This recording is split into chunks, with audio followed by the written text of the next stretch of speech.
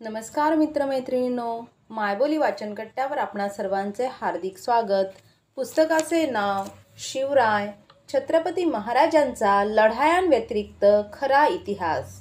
लेखक प्राध्यापक नामदेवराव जाधव। भाग 26। प्रकरण प्रोत्साहन। जंजिरा सागरी किल्ला ताब्यात घेण्यासाठी महाराजांनी 20 वर्षाच्या काळात जवळपास 8 वेळा हल्ला चढविला, परंतु यश मात्र येत नव्हते। त्याला कारणही तसे होते। पोर्तुगीज, इंग्रज, मोगल असे सर्वजण जंजिऱ्याच्या मदतीला ऐनवेळी धावून बचावासाठी यायचे आणि महाराजांचे राजकारण उधळून लावायचे। जंजिरा किल्ला ताब्यात आला असता तर हबशांचे भारतातून नामोनिशाण मिटले असते, परंतु स्थानिक परिसरातील ब्राह्मण मंडळी, विशेषतः नांदगावचे मुरुड जंजिऱ्यावरील जोशी मंडळी सातत्याने महाराजांचे राजकारण उधळून लावून सिद्धीला जिवंत ठेवत होते। जंजिऱ्याची मोहीम निघाली की मोरोपंतांसारखा ब्राह्मण विशेष विनंती करून मोहीम आपल्या ताब्यात घ्यायचा आणि निकाल मात्र नेहमीचाच, सपाटून मार खाऊन मोहीम खराब। एकाही लढाईत त्यांना विजय मिळत नसायचा आणि एकाही लढाईत हे जखमी होत नसत। एवढ्या ते सुरक्षितपणे लढाई खेळत। सिर सलामत तो मोहीम पचास ही कातडी बचाव मोहीम करणारे मोरोपंत पिंगळे यांनी जंजिऱ्याची मोहीम हाती घेतली। महाराजांनी 10,000ची फौज पंतांच्या हाताखाली दिली, शिवाय समुद्रात असणारे 5,000 आरमारही मदतीला सुसज्जित तयार होते। दर्यासारंग, मायनाक भंडारी आणि दौलत खान इत्यादी सागरावर प्रभुत्व असणाऱ्या मंडळींनी खासी मसलत करून बेत आखला। रात्रीच्या अंधारात जंजिऱ्याला शिड्या लावून थेट हमला चढवायचा, परंतु हे अवघड काम करायचे कसे ही मोठी अडचण होती। तटाला शिड्या लावू शकणाऱ्या धाडसी आणि युक्तिबाज मावळ्यांचा शोध सुरू झाला आणि दौलत खानाने असा एक माणूस अचूकपणे हेरला। त्याचे नाव लाय पाटील। अष्टगारातील कोळीवाड्यात राहणारा, या परिसराची चांगली माहिती असणारा, 12 वर्षाचा आरमारी अनुभव असणारा हा धाडसी नौजवान ही मोहीम शिरावर घेण्यास तयार झाला। लाय पाटलाने जीव धोक्यात घालून योजनेची अंमलबजावणी करून मध्यरात्री त्याने गुपचूप जंजिऱ्यापर्यंत पोहोचून तटाला शिड्या लावल्या। अगदी छोट्या नावातून लाय पाटील त्याच्या 200 सहकाऱ्यांसह जाऊन तटाला भिडला। पहारेकऱ्यांची ही नजर चुकवत तो जवळपास 3 तास तेथे वाट पाहत राहिला। दौलत खानाने आरमार बाहेरून नाकाबंदीच्या आणि गस्तीच्या कामात ठरल्याप्रमाणे गुंतले होते। आता जबाबदारी मोरोपंतांची होती। कालच तयार केलेले निवडक 1200 लोक पाठीमागून पाठवून लाय पाटलाने लावलेल्या शिड्यांवर चढून जाऊन जंजिऱ्यावर शेवटचा घाव घालणे आणि ताब्यात घेणे, परंतु जाणीवपूर्वक मोरोपंतांनी निवडलेल्या त्या 1200 जानकुर्बान मावळ्यांना आदेशच दिला नाही। बिचारा लाय पाटील 3 तास जीव मुठीत धरून वाट पाहून पहाटेच्या वेळी परत माघारी फिरला। त्याने केलेल्या ऐतिहासिक धाडसाचे मोरोपंतांनी माती केली होती। मोहीम फत्ते केली असती तर लाय पाटलाचे नाव झाले असते। मोरोपंतांना कदाचित ते नको होते। शिवाय जर काही दगाफटका झाला असता तर लाय पाटील त्याच्या 200 सहकाऱ्यांसह टिपला असता। मोरोपंतांनी अशा प्रकारे लाय पाटलाला मृत्यूच्या तोंडी देऊन स्वतः मात्र निर्धास्तपणे झोपून राहिले। जंजिऱ्याची मोहीम असफल झाली। गुप्तहेरांकडून टाकोटाक ही बातमी आणि मोरोपंतांची बेईमानी महाराजांना कळली। जंजिऱ्याचा हातातोंडाशी आलेला घास मोरोपंतांच्या स्वार्थी बुद्धीमुळे स्वराज्यात सामील होऊ शकला नाही ही एक गोष्ट, तर लाय पाटील आणि 200 मावळ्यांनी जीव धोक्यात घालून आपली जबाबदारी पार पाडली होती ही मोहिमेची दुसरी बाजू। जाणत्या राजाने लाय पाटलाला रायगडावर बोलावून घेतले। लाय पाटलाने केलेले धाडस अतुल्य अशा प्रकारचे होते। महाराजांनी या धाडसाचे कौतुक करण्यासाठी लाय पाटलाला पालखीचा मान देऊ केला। मोरोपंतांच्या नाकर्तेपणामुळे मोहीम वाया गेली होती, परंतु लाय पाटलाने त्याचा प्रामाणिक प्रयत्न केला होता, जे आजपर्यंत कोणालाही जमले नव्हते। ते जंजिऱ्याच्या तटाला 3 तास भिडण्याचे काम लाय पाटलाने केले होते। नक्कीच ही कौतुकाची बाब होती, परंतु लायपाटलाने मोहीम फत्ते झाली नाही असे सांगत पालखीचा मान नाकारला. स्वाभिमानी मावळ्याने प्रामाणिक प्रयत्न केलेले असतानाही मोहिमेत संपूर्ण यश आले नाही म्हणून नम्रपणे हा बहुमान नाकारला. परंतु महाराज त्याचे कौतुक करण्यासाठी पुढे सरसावले होते. ते परत माघारी येणे शक्यच नव्हते. न बोलताही शिफारशीशिवाय कोणाचा सत्कार कसा करावा हे महाराजांना चांगलेच माहीत होते. महाराजांनी लाय पाटील कोळी असल्याने त्याला दररोज कामाला येईल आणि त्याच्या पराक्रमाची सर्वांना आठवण राहील याची दक्षता घेत एक खास गलबत बांधून लाय पाटलाला भेट केले आणि त्या गलबतालाच नाव दिले पालखी. पालखी गलबत 50-100 वर्षानंतर लोकांना दिसणार नाही, परंतु त्यानंतर कायम इतिहासात लाय पाटलाच्या या पराक्रमाची नोंद राहावी म्हणून महाराजांनी आणखीन एक गोष्ट जाणीवपूर्वक केली. लाय पाटलाचे धाडसच न भूतो न भविष्यती असे होते. महाराजांनी तुम्हाला पाटील पदवी कोणाकडून मिळाली याची विचारणा केली. पाटलांनी सांगितले बादशहाने दिली. महाराजांनी तुमच्या या पराक्रमाची आठवण म्हणून आजपासून तुम्ही सर पाटील या नावाने ओळखले जाल असे सांगितले. लाय पाटलाला सर पाटील हा कायमस्वरूपी किताब मिळाला. मोहीम अपयशी झाली म्हणून काय झाले, प्रामाणिक प्रयत्न करणेही तेवढे महत्त्वाचे होते. अशा प्रामाणिक प्रयत्नांना यश न मिळू शकले तरी प्रोत्साहन देणारा शिवाजी राजा हा जगासमोर आलेला एकटाच राजा होय. लाय पाटलांसारख्या धाडसी मावळ्यांचे कौतुक होऊ नये म्हणून मोरोपंतांनी ही बाब महाराजांपासून लपून ठेवण्याचा प्रयत्न केला होता आणि मोहिमेवर जाणाऱ्या मावळ्यांना सोन्याचे कडे देण्याचा महाराजांचा प्रोत्साहन योजनेलाही या नतद्रष्ट्याने विरोध केला होता. मावळ्यांच्या मेहनतीचे मूल्य रणांगणावर घाम गाळणाऱ्या राजाला माहीत होते. कार्यालयात बसून आकडेमोड करणाऱ्यांना याची थोडीच किंमत कळणार. महाराजांनी या पराक्रम द्वेष्ट्या मोरोपंताला बोलावून घेतले आणि खडसावून जाबसाल केला. 200 मावळ्यांना इरेला घालून तुम्ही काय झोपून राहिला होता की काय? मावळ्यांना मृत्यूच्या खाईत ढकलण्यासाठीच तुम्ही मोहीम राबवली का? तुम्ही मोहिमेत जाणीवपूर्वक कोताही केलीत. थोर मनसुब्याचे कार्य राहून गेले. यापुढे तुम्ही गडावरील कामकाज पाहावे, युद्धक्षेत्री आपणाला पाठविणे दौलतीला परवडणारे नाही असा आदेश देऊन मोरोपंताला महाराजांनी पुढे कधीही कोणत्याही मोहिमेवर नामजद केले नाही. पुढील प्रकरण अष्टप्रधानांचे प्रताप. एके दिवशी शंभूराजांचा यार रायप्पा महादरवाजाच्या चौकीवर होता. तेवढ्यात त्याच्यासमोर एक शृंगारलेली सांडणी येऊन उभी राहिली. रायप्पाने चौकशी केली असता कळले की ते फिरंग्यांचे वकील भास्कर ठाकूर आहेत व सुरवणीस अण्णाजी दत्तोंना भेटायला चाललेत. रायप्पाने प्रश्न केला, राजे गडावर नाहीत, मग आपण स्वराज्याचे काम असेल तर युवराजांना भेटावे आणि तसा निरोप शंभूराजांना पाठविला की फिरंग्यांचे वकील भेटायला आले आहेत. शंभूराजांनी वकिलांची विचारपूस केली. काय काम होते किंवा कसे व या संदुकीत काय आणले आहे? त्यावर वकिलांनी सांगितले, या 2 मोठे रत्नहार आहेत, गोव्याहून पाठविलेले अण्णाजी दत्तोंसाठी. कशासाठी म्हणून शंभूराजांनी विचारणा केल्यावर वकील गोंधळला व घडला प्रकार सांगून टाकला. काही महिन्यांपूर्वी आमचे वकील थोरल्या महाराजांना भेटायला आले होते, तेव्हा त्यांना राजांना नजराना पेश केला होता, पण अण्णाजी व मोरोपंतांना भेटवस्तू आणायला विसरले होते.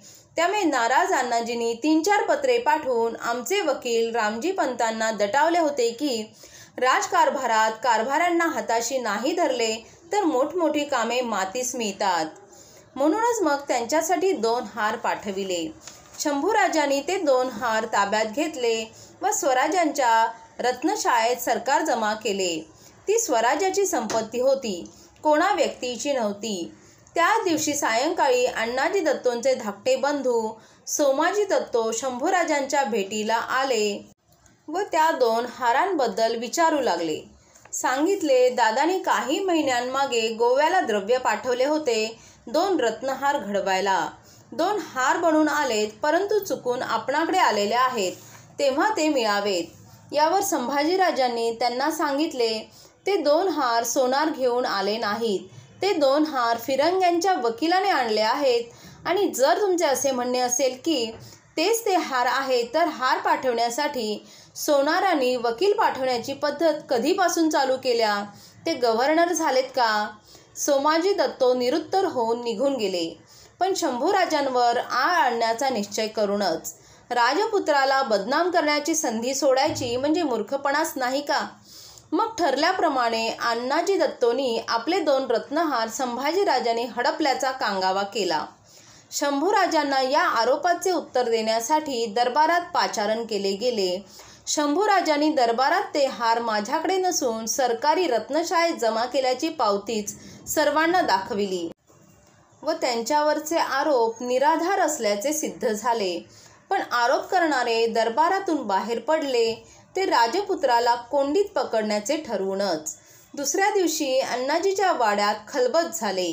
अण्णाजी, सोमाजी, राहूजी व इतर भ्रष्ट कारभाऱ्यांची एकत्र येऊन शंभूराजांना काहीतरी इलाज करायचे एकमताने ठरविले आणि त्याचप्रमाणे पुढे मिळेल ती कारणे पुढे करून शिवपुत्राला बदनाम करण्याचा ठराव एकमुखाने मंजूर झाला. शंभूराजांनी स्वराज्याला तिजोरीला लागलेली छिद्रे ओळखली होती व कारभाऱ्यांचे भारी कारभार माहीत झाले होते, म्हणून त्यांचा बंदोबस्त करणे, त्यांना आपल्या स्वार्थाच्या मार्गातून दूर करणे, अगत्य वाढणे कारभाऱ्यांसाठी आवश्यकच होते. याच भ्रष्ट कारभाऱ्याची मुलगी हंसा हिचे संभाजीराजांवर एकतर्फी प्रेम होते. संभाजीराजे दिसायला शिवाजीराजांपेक्षा उजवे होते हे सांगायला नको. अशा देखण्या राजबिंड्या पराक्रमी पुरुषाबद्दल आकर्षण असणे स्वाभाविकच असते. पण शंभूराजे मात्र आपल्या मर्यादा सोडत नव्हते. हंसाच्या प्रेमाला प्रतिसाद देत नव्हते. स्वराज्याची प्रथा चाकोरी मोडण्याचा त्यांचा इरादा नव्हता. अण्णाजींना आपल्या मुलीची तळमळ कळली होती व संभाव्य परिणामांची कल्पना आली होती. त्यांनी आपल्या मुलीचे हात जखडण्याचा प्रयत्न केला व घाईघाईने तिचे लग्न लावून दिले. अण्णाजींनी सुटकेचा निश्वास सोडला. परंतु हंसाचे ज्याच्याशी घाईघाईने लग्न लावून दिले होते तो अगदीच नेभळट होता असे हंसाचे मत होते. लग्न होऊन 3 वर्षे झाली तरी हंसाला काही मुलबाळ नव्हते. यावरून कल्पना येते की हंसाच्या दाव्यात तथ्य होते. हंसा अतृप्त होती, वैवाहिक जीवनात उदास होती. एकीकडे शंभूराजांवर असलेले एकतर्फी प्रेम व नवरा असा नेभळट. हंसाची घालमेल संपत नव्हती, पण काहीतरी मार्ग काढणे आवश्यक होते. 3 वर्षानंतर आता हंसा वसंत सप्तमीच्या सणासाठी माहेरी पाचाडला आली होती. मनाशी पक्का निश्चय करूनच. एकतर शंभूराजाला आपण स्वीकार करायला लावायचा, अन्यथा हे जीवन संपविण्याचा. शंभूराजे आपणाला स्वीकारत नाही व आपला नवरा आपल्या योग्यतेचा नाही, अशा दुहेरी कात्रीत हंसा सापडली होती. शंभूराजे आपल्या महालात लेखन काव्य करण्यात मग्न होते. कोणालाही आत न सोडण्याचा पहारेकऱ्यांना हुकूम होता. परंतु शंभूराजानेच आपल्याला बोलावले आहे असे भासवून हंसा महालात आली. तिने शंभूराजांकडे आपले मत व्यक्त केले. शंभूराजाने तिला नाना प्रकारे समजावण्याचा प्रयत्न केला. तू अण्णाजी काकांची मुलगी आहेस, विवाहित, सासूरवाशीण आहेस, अशा प्रकारे वागणे योग्य नाही. पण ती काही ऐकण्याच्या तयारीत नव्हती. तिने शंभूराजांशी लगट करण्याचा प्रयत्न केला, परंतु शंभूराजांनी तिला दूर लोटले तरी ती हटत नव्हती. शेवटी शंभूराजांनी सटासट अशा एकामागून एक 3-4 कानशिलात लगावल्या, पण हंसा काही भानावर येत नव्हती. प्रेमाने ती आंधळी झाली होती. आपल्या मर्यादा तोडून प्रेमाच्या लाटेवर स्वार होऊ पाहत होती. हंसा खूपच निराश झाली. जाता जाता शंभूराजांना सांगून गेली, राजे 3-4 दिवस तुझ्या होकाराची वाट पाहीन. तुझे उत्तर नाही आले तर तुला माझा मेलेला मुर्दा पाहायला मिळेल. शंभूराजे युवराज होते, शिवाजीराजांचे पुत्र होते. अशा मूर्ख मागणीला होकार देणे शक्यच नव्हते. ठरविल्याप्रमाणे हंसाने 3 दिवस राजांच्या होकाराची वाट पाहिली, पण कसलेच उत्तर आले नाही. निराश, वैफल्यग्रस्त होऊन प्रेमाच्या आंधळेपणात बेहोश होऊन हंसाने हौदात उडी मारून आत्महत्या केली. हंसा असे काही अघटित करेल असे शंभूराजांना वाटत नव्हते आणि तिची मागणी मान्य करणे शंभूराजांना शक्य नव्हते. घडला प्रकार कोणाला सांगणेही योग्य नव्हता. काय सांगायचे आणि कसे सांगायचे म्हणून राजे गप्प बसले. परंतु कारभाऱ्यांनी ठरविल्याप्रमाणे आत्महत्येची हत्या व एकतर्फी प्रेमाला दुतर्फी प्रेमाचा रंग भरला व शंभूराजांवर आळ घेतला. प्रेमाच्या बेहोशीत मेली होती ती हंसा, पण हत्या झाली होती ती शंभूराजांच्या चरित्राची. हंसाच्या आत्महत्येचे भांडवल म्हणजे कारभाऱ्यांना खजानाच होता. वास्तविक पाहता राजांना अनेक लग्न करण्याची त्या काळी परवानगी होती, प्रथा होती. शंभूराजांच्या मनात असते ते त्या वृत्तीचे असते तर त्यांनाही मुघलांप्रमाणे जनानखाना बनविला असता.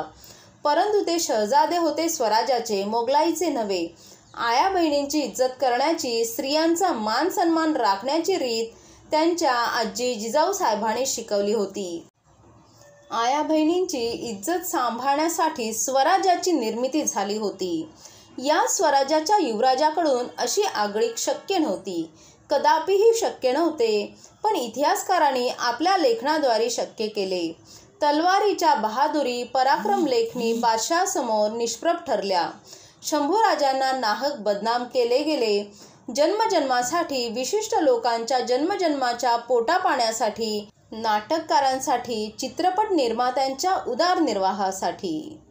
शंभूराजांवर अण्णाजी दत्तोंचा राग असल्याचे आणखी एक कारण होते. अण्णाजी दत्तो शेतकऱ्यांकडून सारा वसूल करताना त्यांच्या मागे राहिलेले पोट, दुष्काळ वगैरे काही पाहत नसत. अण्णा कारभारात एकदम कडक असल्याचे दाखवत गरीब शेतकऱ्यांना विशिष्ट प्रसंगीही सारा माफीचा निर्णय घेत नसत, कोणाला घेऊ देत नसत. अण्णाजीकडे राजांनी कोकणचा, दाभोळ, राजापूर, कुडाळपासून फोंड्या घाटांपर्यंत कारभार दिला होता. याच प्रदेशातून येणाऱ्या महसुलात अण्णाजी अनेकदा तूट दाखवत व तेच द्रव्य गोवा व फोंड्यातील सावकारांकडे दामदुपटी व्याजी लावत. या कामी त्यांना मदत व्हावी व सगळे काम निर्धास्तपणे व्हावे यासाठी त्यांनी आपल्या मर्जीतील खास माणसेच कारकून सरकारकडून म्हणून ठेवली होती. खरे तर स्वराज्याशी चाललेली ही बेईमानी थोडी बहुत राजांच्या कानावर होतीच, परंतु अण्णाजींनी स्वराज्यासाठी केलेली मेहनत चांगली होती म्हणून राजे याकडे जाणीवपूर्वक थोडे दुर्लक्ष करीत. जसे तळे राखी तो पाणी चाखी या नात्याने. पण शंभूराजांच्या नजरेतून ही गोष्ट सुटली नव्हती. स्वराज्याच्या तिजोरीला लागलेली गाळण त्यांच्या लक्षात होती आणि त्यामुळेच त्यांनी अण्णाजी व इतरांच्या अनेक चोऱ्या पकडल्या होत्या. त्यामुळे हे कारकून कारभारी आतून दुखावले होते. शंभूराजांचा काटा काढण्याची मोहीम राबवत होते. राजांनी शंभूराजांना दक्षिणेच्या मोहिमेत नेऊ नये असा शहानजोगा सल्ला यांचाच. शंभूराजांचा सावत्र माता सोयराबाई यांचे कान फुंकले व राजांनी शंभूराजांना दक्षिण मोहिमेत नेले तर युवराज पराक्रम गाजवतील व राजांच्या गळ्यातील ताईत बनतील. मग तुमच्या राजारामांना आणि तुम्हाला वनवास, बाकी काय. सोयराबाई त्यांच्या जाळ्यात अडकल्या व त्यांनी कैकेयीने जसा दशरथाकडे 2 मागण्या करून पेचप्रसंग निर्माण केला त्याची पुनरावृत्ती केली. शंभूराजांना मोहीमवर नेऊ नये, अन्यथा स्वराज्याचे 2 भाग करून वाटून द्यावेत, अन्यथा आम्ही देहत्याग करू, अन्नपाणी वर्ज्य करू. सर्वसामान्यांच्या रक्ताने घामाने उभे राहिलेल्या स्वराज्यांचे तुकडे करणे शक्य नव्हते आणि म्हणूनच शंभूराजांना दक्षिण मोहिमेवर न नेण्याचा निर्णय महाराजांना पटत नसतानाही घ्यावा लागला. तरुण राजपुत्राला रणांगणावर मर्दुमकी गाजवायची संधी द्यायची नाही तर काय त्यांना कोंबड्यांसारखे महालात कोंडून ठेवायचे हे राजांच्या मनाला पटत नव्हते. पण पेचप्रसंग दांडगा व गृहकलाला आमंत्रण देणारा होता म्हणून राजाने निर्णय घेतला. पण शंभूराजांना रायगडापासून दूर 5000 फौज मदतीला देऊन शृंगारपुरात ठेवण्याचा. कटकऱ्यांपासून युवराजांच्या जीवाला धोका होता हे राजांना माहीत होते. कारभाऱ्यांनी पुन्हा एकदा शंभूराजांची कोंडी केली होती हे मात्र खरे. भाग 26 समाप्त. धन्यवाद.